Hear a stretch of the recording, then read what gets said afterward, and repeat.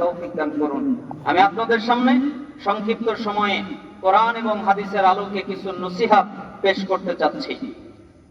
যেমন আপনি যদি সূরা নিসার 115 নম্বর আয়াত পড়েন, সেখানে দেখবেন আল্লাহ সুবহানাহু ওয়া তাআলা বলেছেন, ওয়া ইউশাকিকির রাসূলা মিন বাদি মা তাবায়্যানা লাহুল হুদা ওয়া ইয়াত্তাবি গায়রা সাবিলিল মুমিনিন। যে ব্যক্তি সত্য পথ প্রকাশিত হওয়ার পরে যে ব্যক্তি জানতে পারলো এই পথটা সত্য, এরপরে সে রাসূলের বিরুদ্ধাচরণ করে, রাসূল যেই পথে চলে ওই পথের উল্টা পথে চলে এবং মুমিনদের রাস্তার বিপরীত চলে। মুমিন কারা? সাহাবায়ে কেরাম, তাবেঈগণ, মুজতাহিদ, ইমামগণ, মুহাদ্দিসগণ, এনারা মুমিন।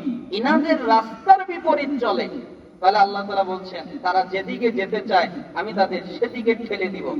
এখান থেকে একটা মাসালা নেওয়া যায়। সেই মাসালাটা হলো, সালাফরা, আমাদের পূর্বসূরীরা, আমাদের পূর্বের লোকেরা যদি আমাদেরকে কোনো কথা বলেন আর ওই কথাটা যদি কোরআন এবং সুন্নাহর পক্ষে থাকে, তাহলে তা বলা অনুমতি আছে, জায়েজ আছে, তাতে কোনো অসুবিধা নেই। কেন?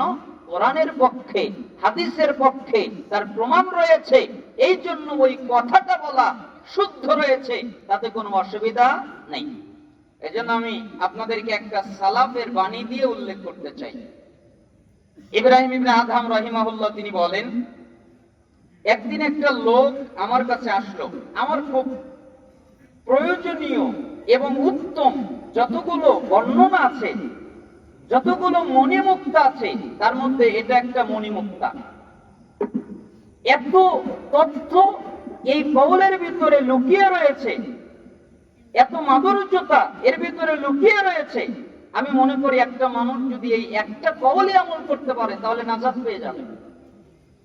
ইব্রাহিম ইবনে আদহাম রাহিমাহুল্লাহ বললেন যে, আমাকে একটা লোক এসে জিজ্ঞেস করলো, ইব্রাহিম ইবনে আদহাম, জি, আপনি তো অনেক বড় আলেম মানুষ, আপনি কি আমাকে একটা কথার জবাব দিতে পারবেন? কি কথা বলো? আচ্ছা, আল্লাহ তাআলা তো বলেছেন তোমরা আমাকে ডাকো, আমি তোমাদের ডাকে সাড়া দিব। আল্লাহ বলেনি?